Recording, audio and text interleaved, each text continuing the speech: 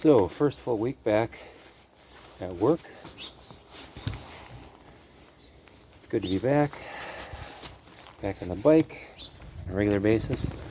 Gretchen is walking, which is great. Walking is always good. Just listening to Jeff Speck on Bike Talk. And he is so inspiring.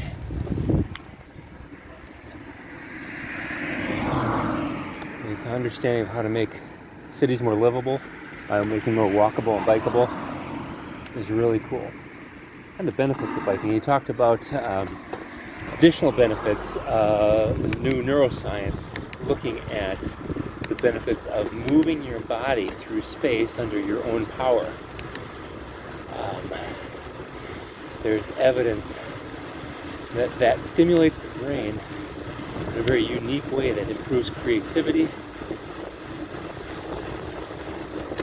as well as mood, which I think a lot of us knew that already. And people like Steve Jobs and other advocates of walking meetings have known that forever. But interestingly, if you move through space in a vehicle, like a motor vehicle, a car, you did not get the benefits. But you did get the benefits if you moved on a bicycle, which is interesting. So, if it's probably the physical movement, the balance, the utilizing your body to propel yourself through space, steer, that is not duplicated in simply looking around, turning a wheel, moving your feet with pedals.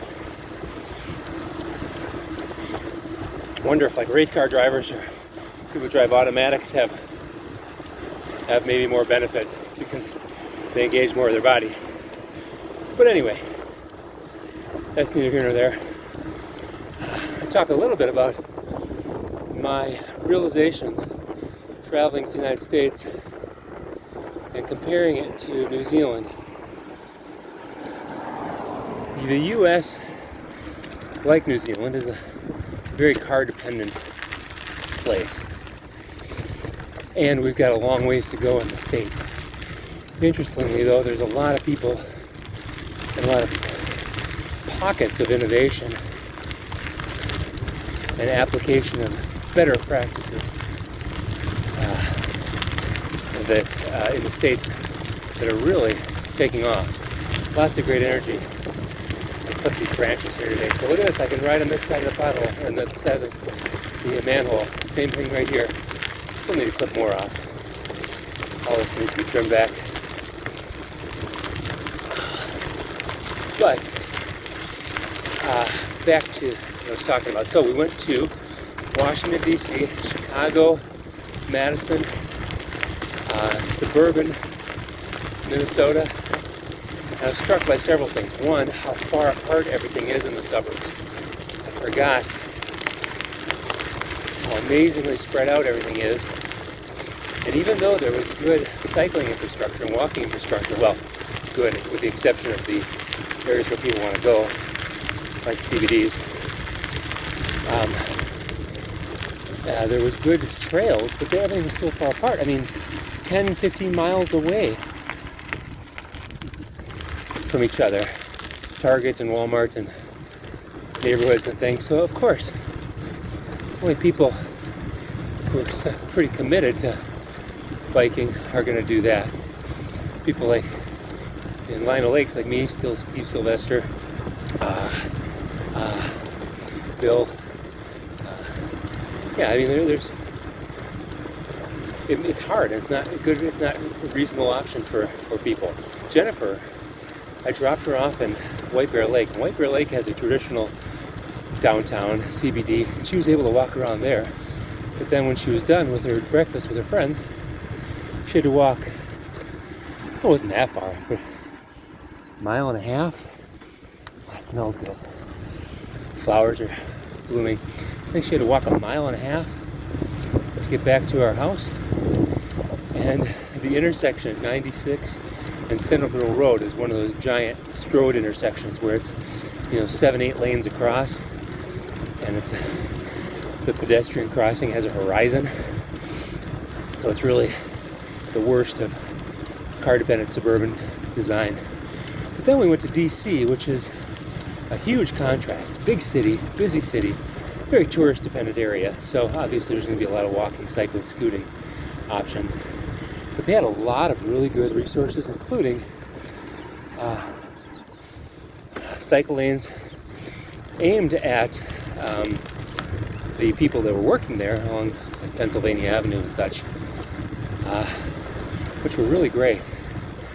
I was able to rent some bikes on the DC bike share, just push bikes, which are fine, which is quite cheap, 4 cents a minute and $1 to unlock. So you can ride for an hour for like $3, $3.50, something like that, whatever. So one thing I noticed when I was on the bike paths where they intersected with cars, they actually gave way to cyclists and pedestrians for the most part. Now there's exceptions. It's a city, people are busy, they're moving fast. But it was really cool to see all these cars stopping and yielding for me at intersections. And these were not big zebra striped, protected crossings with the giant orange globes, flashing lights, etc. Just a crossing. It's amazing, you forget how the hierarchy of road user vulnerability, etc. When you're outside of it for a long time, because it's actually the opposite here. Cars have priority, and pedestrians are the lowest on the totem pole. So DC was a pleasant surprise. Going back to Madison. Madison is, well known for being very bike friendly, and a lot of their developments are really good. They've done a really good job. Being a college town, Madison has a very livable, walkable, vibrant CBD, with some of the consequences of an urban center, like a small homeless population, which is a little scary to some of the people, especially at night. But it was a very nice and pleasant space to be in. So we did a lot of walking.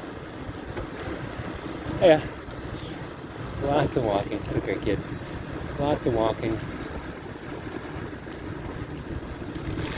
And I rented a couple bikes, a couple e-bikes, which were a little more expensive. Fortunately, I did see a ghost bike along one of the supposedly best routes because of an intersection.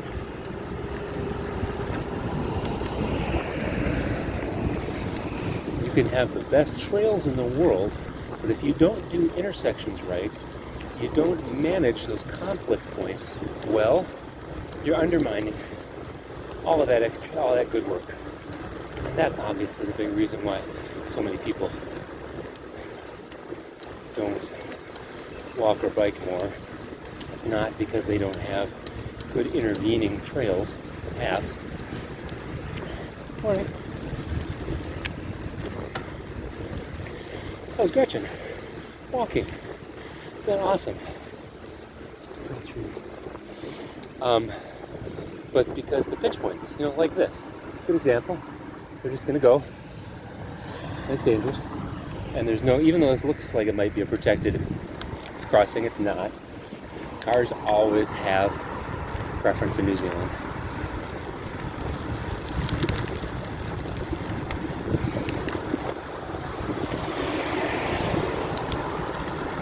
So, all these guys walking across the road. They're just trying to get across. You're good. You don't have to run. I mean, you might have to run. I mean, people want to walk, and they do walk, but they walk, because there's nowhere else to cross right here. Even though it says CBD, there should be a crossing in here, I think. But anyway, so Madison was really great.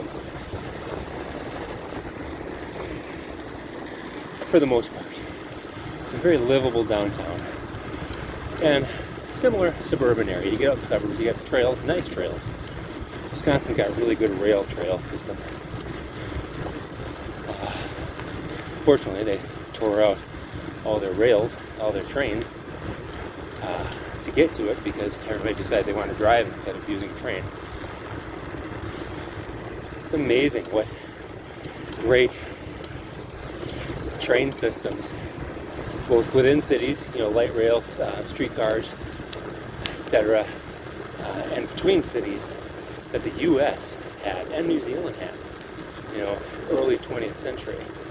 Really was on par with anywhere else in the world. Everywhere in Europe. They're building rail to get everywhere. And they just abandoned it or tore it out. And again, there's some conspiracy theories about that. How big business and industry conspired with large programs, large political programs, social engineering programs to move everybody out of their cars. But some of it was just, kind of, some of it's bad luck, I have to say. But anyway, it was a really good experience. Nice to see the differences, nice to see how far the U.S. has come. How far they have to go, and how far New Zealand has to go.